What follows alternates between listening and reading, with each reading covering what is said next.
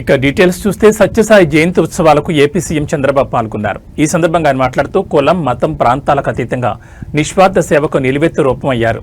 550 కోట్లు ఖర్చు పెట్టి ఏపీ, తెలంగాణ, తమిళనాడులో 1600 గ్రామాలకు 30 లక్షల మందికి పైగా నీరు అందించారు. ప్రపంచ దేశాల్లో సాయి సిద్ధాంతాన్ని సాయి సేవలో ముందుకు తీసుకెళ్తోంది. ఇంత పెద్ద ఎత్తున సేవలు చేసే ఆర్గనైజేషన్ ఎక్కడా లేదు. కేంద్ర మంత్రులు, అనేక హైకోర్టులకు సంబంధించిన చీఫ్ జస్టిస్లు కూడా ఈ వేడుకలకు వచ్చారు. సాయిబాబా సిద్ధాంతాన్ని, జ్ఞానాన్ని ముందుకు తీసుకువెళ్లేలా వారందరినీ ఇక్కడికి రప్పించారని నా ప్రగాఢమైన నమ్మకమని ముఖ్యమంత్రి చంద్రబాబు పేర్కొన్నారు. ఇక తెలుగు రాష్ట్రాలకు, దేశంలో, ప్రపంచంలో ఉండే ప్రజలందరికీ మంచి జరగాలని కోరుకుంటున్నారని సీఎం చంద్రబాబు తెలిపారు. ఇలాంటి పవిత్రమైన కార్యక్రమంలో నేను భాగస్వామ్యం కావడం నా పూర్వజన్మ సుకృతంగా భావిస్తూ అదృష్టంగా భావిస్తున్నాను.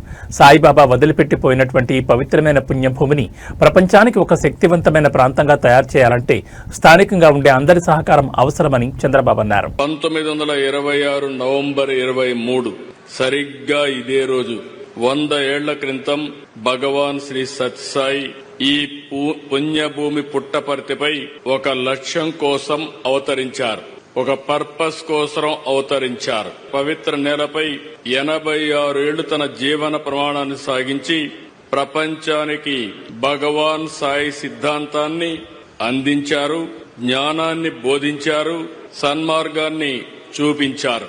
సమాజ సేవ, అసాధారణ శక్తులు, సమస్యకు పరిష్కారం, ఆధ్యాత్మిక భావన, ప్రశాంత జీవనం, ముక్తి మార్గంతో శ్రీ సత్యసాయి కోట్ల మంది జీవితాలను ప్రభావితం చేశారు. 8 ఏళ్ల వయస్సు నుంచే ప్రార్థనలు, పాటలు, భజనలు, కీర్తనలతో దైవ చింతన కలిగి మిగిలిన పిల్లల కంటే బాబా భిన్నంగా ఉండేవారు. 1940 మే 23న అప్పుడు సత్యసాయి వయసు కేవలం 14 ఏళ్లు.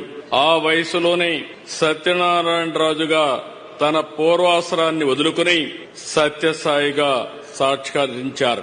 ఎందుకు నేను ఈ మాట వాడుతున్నానంటే ఆయన ఒక పర్పస్ కోసం ఈ భూమి మీదకి వచ్చాడు. అది వచ్చింది కూడా పుట్టపర్తి.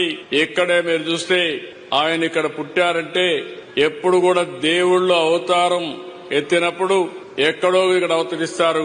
అలాంటి సత్యసాయిబాబా గారు ఈ పవిత్రమైన భూమిని ఎంపిక చేసుకున్నారని చెప్పి కూడా నేను మీకు తెలియజేస్తున్నా.